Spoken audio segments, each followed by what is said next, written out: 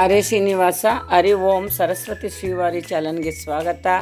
ಸ್ನೇಹಿತರೆ, ಈ ಅಧಿಕ ಮಾಸ ಇನ್ನೇನೊಂದು 10 ದಿನ ಉಳಿದಿದೆ. ಅದರಲ್ಲಿ ನಾವು ದಿನ ಒಂದೊಂಥರ ರಂಗೋಲಿಗಳನ್ನ ಬಿಡಿಸ್ತಾ ಬಂದಿದ್ದೀವಿ. ಈ ಸರಿ ವಿಶೇಷವಾಗಿ ನಾನು ಮಹಾವಿಷ್ಣುವಿನ ಒಂದು ಚಿತ್ರನ ಬಿಡಿಸ್ತಾ ಇದ್ದೀನಿ. ಏನಕ್ಕಪ್ಪ ಅಂತ ಅಂದರೆ 5ನೇ ತಾರೀಕು ಬಂದು ಶ್ರವಣ ನಕ್ಷತ್ರ ಆಗಿರುತ್ತೆ. ಈ ನಕ್ಷತ್ರ ಬಂದು ವಿಷ್ಣುವಿನ ನಕ್ಷತ್ರನೇ ಆಗಿರೋದ್ರಿಂದ ನಾನು ಇದನ್ನು ತುಂಬ ಪ್ರಾಕ್ಟೀಸ್ ಮಾಡಿ ಒಂದು ಸ್ವಲ್ಪ ಇನ್ನೂ ಚೆನ್ನಾಗಿ ಬಿಡಿಸ್ಬೋದೇನೋ, ನನ್ನ ಕೈಲಾದಷ್ಟು ಪ್ರಯತ್ನ ನಾನು ಪಟ್ಟು ನಾನು ಬಿಡಿಸಿದ್ದೀನಿ. ಪ್ರತಿಯೊಬ್ಬರು ಈ ಒಂದು ರಂಗೋಲಿ ಬಿಡಿಸೋದ್ರಿಂದ ತುಂಬ ಭಾಗ್ಯ ಸಿಕ್ಕುತ್ತೆ. ಯಾಕಂದರೆ ಶ್ರವಣ ನಕ್ಷತ್ರ ವರ್ಷನೂ ಬರುತ್ತೆ, ತಿಂಗಳ ಬರುತ್ತೆ. ಆದರೆ ಮುಖ್ಯವಾಗಿ ಬಂದಿರೋ ಅಂಥದ್ದು 3 ವರ್ಷಕ್ಕೊಂದ್ಸರಿ ಬಂದಿರೋ ಈ ಅಧಿಕ ಮಾಸದಲ್ಲಿ ಏನು ನಾವು ವಿಷ್ಣುನ ಆರಾಧನೆ ಮಾಡಿ ಬೆಳಗ್ಗೆ ಎದ್ದು ನಾರಾಯಣ ಅಂತ ಅನ್ನೋವಂಥ ಒಂದು ದಿನಗಳಲ್ಲಿ ಈ ಒಂದು ವಿಷ್ಣುವಿನ ಒಂದು ಚಿತ್ರಪಟನ ಒಂದು ಬಿಡಿಸಿ ಅವ್ರಿಗೊಂದು ಅಲಂಕಾರ, ಪೂಜೆ, ನೈವೇದ್ಯ ಮಾಡೋದ್ರಿಂದನೂ ನಮಗೆ ತುಂಬ ಒಂದು ಫಲ ಸಿಗುತ್ತೆ ಸ್ನೇಹಿತರೆ. ಹಂಗಾಗಿ ಇದನ್ನು ಏನು ಒಂದು ನಾವು ತುಳಿದಾಡೋ ಜಾಗದಲ್ಲಾಗಲಿ ಅಥವಾ ಮನೆ ಬಾಕ್ಲುಗಳಲ್ಲಾಗಲಿ ಈ ಥರ ಎಲ್ಲೂ ರಂಗೋಲಿಗಳನ್ನ ಬಿಡಿಸ್ಬೇಡಿ. ಆದಷ್ಟು ದೇವ್ರ ಮನೆಯೊಳಗೆ ಜಾಗ ಇದ್ದರೆ ಬಿಡಿಸಿ. ದೇವ್ರ ಮನೆ ಜಾಗ ಇಲ್ಲ ಅಂದರೆ ನೀವು ಕ್ಲೀನಾಗಿ ಒಂದು ಗೋಮೂತ್ರದಿಂದ ಎಲ್ಲ ಸ್ವಚ್ಛ ಮಾಡಿಕೊಂಡು ನೀವೊಂದು ಹಲಗೆ ಮೇಲೋ ಒಂದು ಟೇಬಲ್ಗಳ ಮೇಲೋ ಬಿಡಿಸ್ಕೊಂಡು ಆನಂತರ ಆ ರಂಗೋಲಿ ಪುಡಿನ ಏನು ಮಾಡಬೇಕು, ನೀವೆಲ್ಲ ಎತ್ಕೊಂಡು ನಾನು ಅವತ್ತೇ ಹೇಳ್ದಂಗೆ ಒಂದು ಗಿಡದ ಬುಡಕ್ಕೋ ಅಥವಾ ಹರಿಯೋ ನೀರಿಗೋ ಇಲ್ಲ ಒಂದು ಹಂತವ ಹಾಕೋದ್ರಿಂದನೂ ನಿಮಗೆ ತುಂಬ ಫಲ ಸಿಕ್ಕುತ್ತೆ. ಯಾಕಂದರೆ ದೇವರು ಅಂತ ನಾವು ಆರಾಧನೆ ಮಾಡಿ ಆ ರಂಗೋಲಿ ಪುಡಿನ ಎಲ್ಲಂದ್ರೆ ಅಲ್ಲಿ ಬಿಸಾಕೋದು ನಾವು ತಪ್ಪಾಗುತ್ತೆ ಸ್ನೇಹಿತರೆ.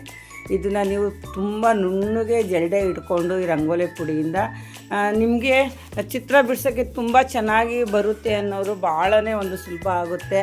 ಇಲ್ಲ ನಮಗೆ ಬರಲ್ಲ ಅನ್ನೋರು ಸ್ವಲ್ಪ ಪ್ರಾಕ್ಟೀಸ್ ಮಾಡಿ, ಒಂದು 5-6 ಸರಿ ಪ್ರಾಕ್ಟೀಸ್ ಮಾಡಿ ಬಂದುಬಿಡುತ್ತೆ. ನೋಡಿಕೊಂಡು ಸ್ವಲ್ಪ ನಿಧಾನಕ್ಕೆ ಬಿಡ್ತಾ ಬರ್ಬೋದು.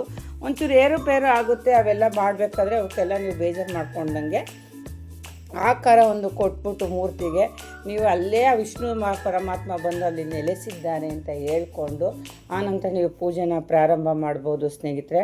ಲಾಸ್ಟ್ ಟೈಮ್ ನಾನು ವಿಷ್ಣುವಿನ ಪಾದನ ನಾನು ಬಿಡಿಸಿದ್ದೆ, ನಿಮಗೆ ತೋರಿಸ್ದೆ. ವಿಷ್ಣು ಪಾದದಲ್ಲಿ ಎಷ್ಟು ದೇವರುಗಳು ಇರ್ತಾರೆ, ಎಷ್ಟು ಒಂದು ಫಲ ಸಿಕ್ಕುತ್ತೆ. ಆ ಶ್ರೀಮಾನ್ ಮಹಾಲಕ್ಷ್ಮಿ ಆ ವಿಷ್ಣು ಪಾದದಲ್ಲಿ ನೆಲೆಸಿರ್ತಾಳಂತೆ. ನಾನು ಸದಾ ಹೂವಿನಾಗಿ ನಿನ್ನ ಪಾದಡೆ ಇರಬೇಕು ಅಂತ ಹೇಳಿ. ಮತ್ತು ನಾನು ದಶಾವತಾರ, ವಿಷ್ಣು ಎಷ್ಟು ಅವತಾರ ತಾಳ್ತಾನೆ, ಒಂದೊಂದು ಅವತಾರದಲ್ಲಿ ಅವರು ಏನಕ್ಕೆ ಅವತಾರ ತಾಳಿ ಯಾರನ್ನ ಸಂಹಾರ ಮಾಡಿದ್ರು, ಈ ಜಗತ್ತನ್ನ ಉದ್ಧಾರ ಮಾಡಿದ್ರು ಜಗತ್ತನ್ನ ಅಂತ ಹೇಳಿ ಅದ್ರ ಬಗ್ಗೆನೂ ನಾನೊಂದು ವಿಡಿಯೋ ಮಾಡಿ ರಂಗೋಲಿ ಮುಖಾಂತರ ಅದನ್ನು ನಾನು ಬಿಡಿಸ್ತಾ ಬಂದಿದ್ದೀನಿ ಸ್ನೇಹಿತರೆ. ಇವತ್ತು ವಿಶೇಷವಾಗಿ ವಿಷ್ಣುವಿನ ಒಂದು ರಂಗೋಲಿನ ಬಿಡಿಸ್ಬೇಕು ಅಂತ ನಾನು ಪ್ರಯತ್ನ ಪಟ್ಟಿದ್ದೀನಿ. ಸ್ವಲ್ಪ ಲೇಟ್ ಆಗುತ್ತೆ, ಒಂದು 2 ಅವರ್ ಆಗುತ್ತೆ. ಅನುಭವ ಇರೋರು 1 ಅವರ್ ಆಗುತ್ತೆ. ನನಗೆ 2 ಅವರೇ ಆಯಿತು. ಯಾಕೆಂದರೆ ಒಂಚೂರು ಆಕಾರ ಕೊಡೋದು ಕಷ್ಟ ಆಗುತ್ತೆ. ಯಾಕಂದರೆ ನಾವು ಮೊದಲಿಂದ ಈ ಥರ ಚಿತ್ರಗಳನ್ನ ಬಿಡಿಸಿರೋದಿಲ್ವಲ್ಲ. ಹಂಗಾಗಿ ಅದನ್ನು ನೋಡ್ಕೊಳ್ತಾ ಮೊದಲು ಮುಖನೇ ನೀವು ಸಪ್ರೇಟಾಗಿ ಬಿಡಿಸ್ಕೊಳ್ತಾ ಬನ್ನಿ. ನೋಡಿ, ಮುಖನೆಲ್ಲ ಫಸ್ಟ್ ಒಂದು ಫೈನಲ್ ಮಾಡಿಕೊಂಡ್ರೆ ಇನ್ನೂ ತುಂಬಾ ಒಂದು ಸುಲಭ ಆಗುತ್ತೆ. ಈ ಒಂದು ದೇವ್ರು ಬಿಡ್ಸೋಕ್ಕೆ ನೋಡಿದ್ರೆ ಅಮ್ಮ ಇದನ್ನು ಹೆಂಗಪ್ಪ ಬಿಡಿಸೋದು, ಕಷ್ಟ ಇದೆ ಅಂತ ನಮ್ಗೆ ಅನಿಸುತ್ತೆ. ಆದರೆ ಬಿಡಿಸ್ತಾ ನೋಡ್ಕೊಳ್ತಾ ತುಂಬಾ ಸುಲಭ ಅಂತ ಹೇಳ್ಬೋದು. ನೋಡಿ, ಮುಖ ಎಲ್ಲ ರೆಡಿ ಆಯ್ತಿದ್ದಂಗೆ ಅಷ್ಟದಳ ಪದ್ಮನ ಬಿಡಿಸ್ಕೋಬೇಕು. ಅಷ್ಟದಳ ಪದ್ಮದಲ್ಲಿ ಎಷ್ಟು ರಂಗೋಲಿ ಬಿಡಿಸ್ಬೋದು ಅಂದರೆ ಸ್ನೇಹಿತರೆ, ಒಂದು ಶಂಖ, ಚಕ್ರ ಮತ್ತು ಏನು ನಾನು ದಶಾವತಾರ 10 ದಶಾವತಾರ ನಾನು ಈ ಅಷ್ಟದಳ ಪದ್ಮದಿಂದನೇ ಬಿಡಿಸಿದ್ದೀನಿ. ತುಂಬ ನೋಡ್ಕೊಳ್ಳಿ ಸ್ನೇಹಿತರೆ, ಭಾಳ ಈಸಿಯಾಗಿದೆ ರಂಗೋಲಿಗಳು. ಪ್ರತಿನಿತ್ಯ ಹೆಣ್ಮಕ್ಳು ಅಲ್ಲಿ ಇಲ್ಲಿ ಕೂತ್ಕೋತೀವಿ, ಏನೋ ಒಂದು ಪೂಜೆ ಮಾಡಬೇಕು ಅಂತ ಮಾಡಿಬಿಟ್ಟು ಈ ಥರ ಒಂದು ಸಣ್ಣ ಪುಟ್ಟ ರಂಗೋಲಿಗಳನ್ನ ಬಿಡೋದ್ರಿಂದ ತುಂಬ ಫಲ ಇರುತ್ತೆ. ಅದರಲ್ಲೂ ವಿಶೇಷವಾಗಿ ಇವತ್ತು ವಿಷ್ಣು ರಂಗೋಲಿ ಕಷ್ಟ ಇದೆ. ಇದನ್ನು ನಾವು ಬಿಡ್ತಾ ಇರೋದು ನೋಡಿದ್ರೆ ನಿಮ್ಗೆ ಸುಲಭ, ಇಷ್ಟೇನಾ, ಇಷ್ಟೊಂದು ಸುಲಭನಾ ಅಂತ ಅನಿಸುತ್ತೆ ನಿಮಗೆ.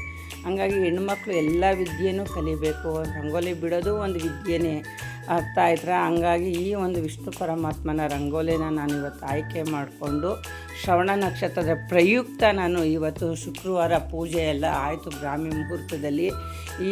ಈ ಒಂದು ಏನು ಶ್ರವಣ ನಕ್ಷತ್ರ ಪ್ರಾರಂಭ ಬಂದುಬಿಟ್ಟು ಜೂನ್ 5ನೇ ತಾರೀಕು ಶುಕ್ರವಾರ ಬೆಳಗಿನ ಜಾವ 3:50 ಪ್ರಾರಂಭ ಆಗುತ್ತೆ. ಅಂದರೆ ನೋಡಿ, ನಾವು ಎದ್ದೊಳೋದಕ್ಕೇ ಪ್ರಾರಂಭ ಆಗಿಬಿಟ್ಟಿರುತ್ತೆ ಬ್ರಾಹ್ಮಿ ಮುಹೂರ್ತದಲ್ಲಿ.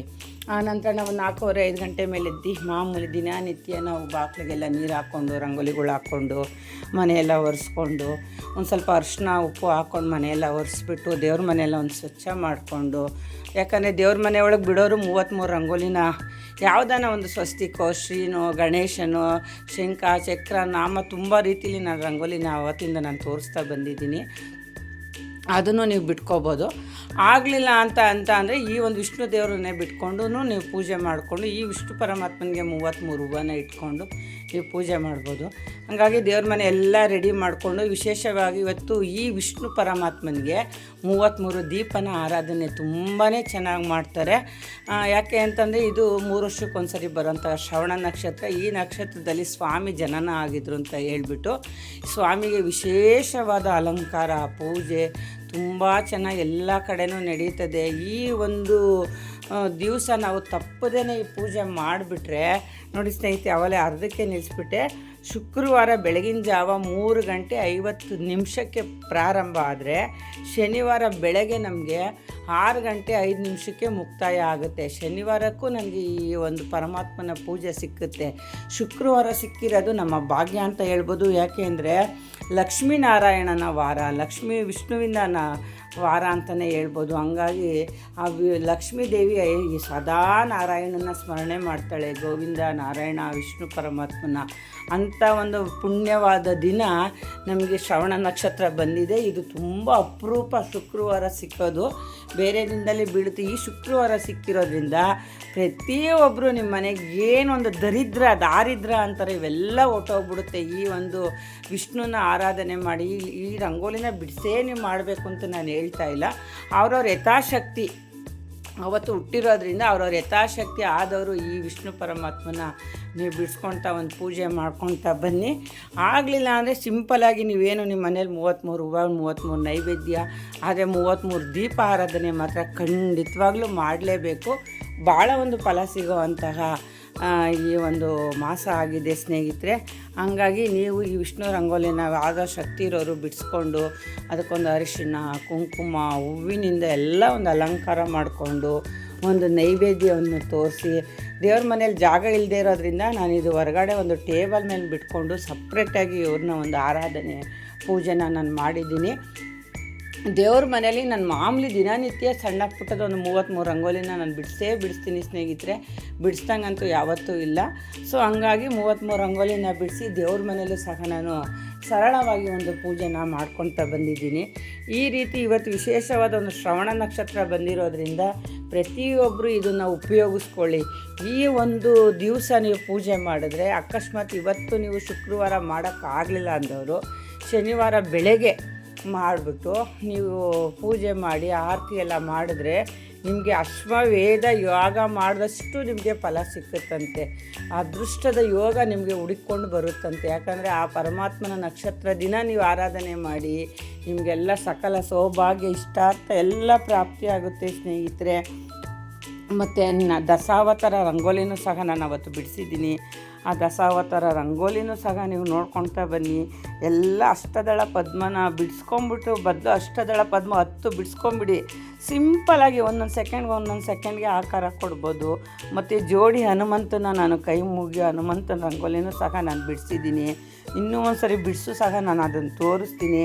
ಅದನ್ನು ನಾಳೆ ಶನಿವಾರ ಬಿದ್ದಿರೋದ್ರಿಂದ ಶನಿವಾರ ಎಲ್ಲ ನೋಡಿ ಆಂಜನೇಯ ಗೋವಿಂದ ಇಂಥವ್ರಿಗೆಲ್ಲ ಒಂದು ವಾರ ಅಂತಲೇ ನಾವು ಹೇಳ್ಬೋದು. ಹಂಗಾಗಿ ನೀವು ಮಾಡಿ. ಮತ್ತು ನಾನು ಲಕ್ಷ್ಮೀದು ಒಂದು ರಂಗೋಲಿನೂ ಬಿಡಿಸ್ಬೇಕು ಅಂತ ಇದ್ದೀನಿ ಸ್ನೇಹಿತರೆ. ಅದನ್ನು ಸಹ ಖಂಡಿತ ನಾನು ಬಿಡಿಸ್ತೀನಿ.